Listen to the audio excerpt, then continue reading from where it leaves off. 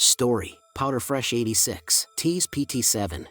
Introduction. In a world where trust is shattered and loyalties are tested, the aftermath of Kimi's alleyway encounter with Wyatt, Beck, and Seth takes a dark turn. What was meant to be a one-sided confrontation has spiraled into something much more dangerous, setting the stage for an intricate game of cat and mouse. As the trio grapples with the consequences of their actions, a mysterious figure in the shadows begins to pull the strings. Unbeknownst to them, their lives are about to unravel, manipulated by someone who knows exactly what buttons to push. With the weight of their past decisions hanging over them, they must now confront not only their guilt but the consequences of crossing the wrong person. But there's one question that looms large.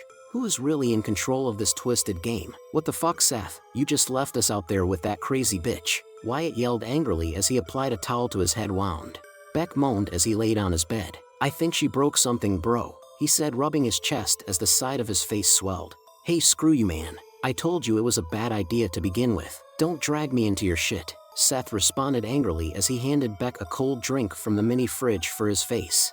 We've known each other for years. You're supposed to have our back, Wyatt griped. Not when you continue to do stupid shit.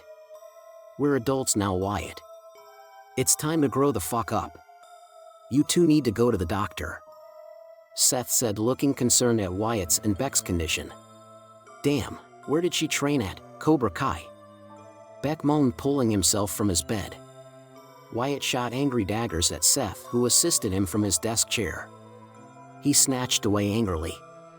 The ping of his cell irritated him and he snatched it from the desk with blood-stained fingers. A message from an unknown sender. Wyatt opened the message to find a short video clip. His eyes widened as he pressed play. The 15-second clip showed him, Seth and Beck in the alleyway when they first confronted and attacked the girl. Her face was perfectly blurred, but theirs was clear enough for identification, plus there was sound. What the fuck, man? Who took this?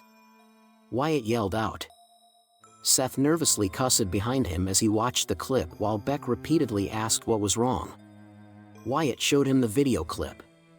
He sat back on his bed in shock. Dude, we're fucked, he said.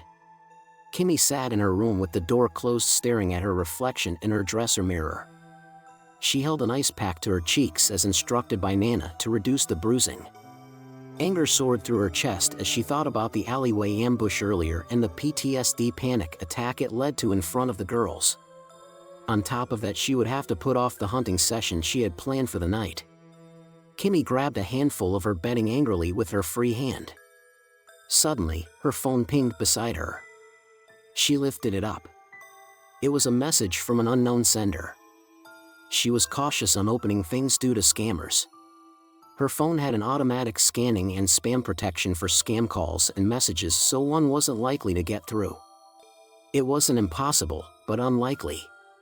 She carefully opened the message to find a short video clip of her alleyway attack with 3 names and a dorm number. She dropped the ice pack as her hands shook violently.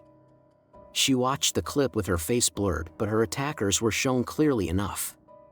She read the names Wyatt Scott, Beck Ryan, and Seth Asher, West Dorm Room 206 over and over. Kimi started laughing hysterically. She laid back on her bed as a feeling of elation went through her, replacing the anger she was just feeling.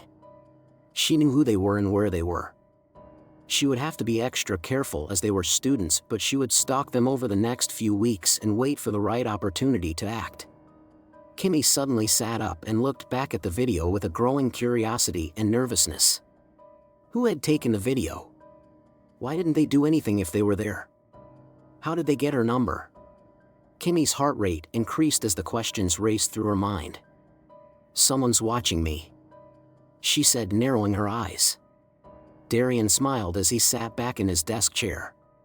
He had successfully sent the videos to the asshats and to his beautiful Kimi. Now he would have some fun with Kimi's attackers.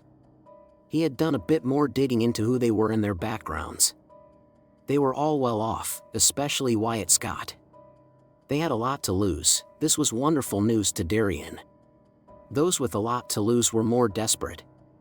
Desperate people could be dangerous, but they could also be very stupid. The guys had already proven to be more aligned with the latter.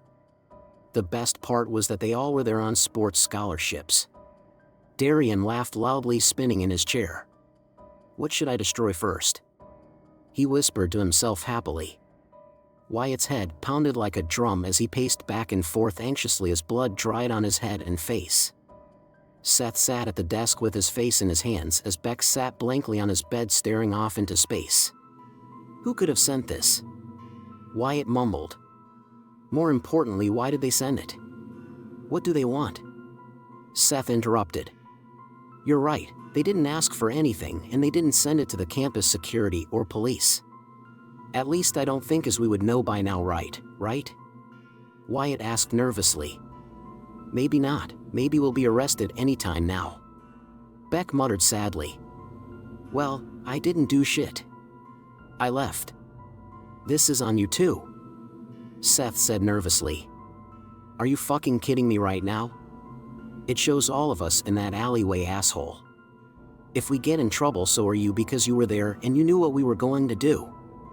Wyatt responded coldly. Hey, she almost killed us. She also threatened us. It's not like she's innocent. Beck said, stuttering.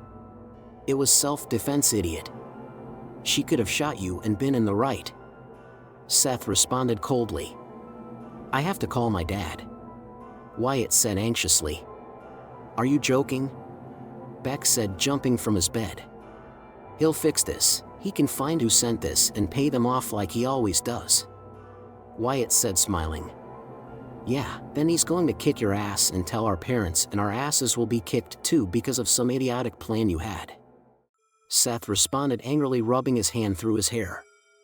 It doesn't matter, does it? This needs to go away, like now.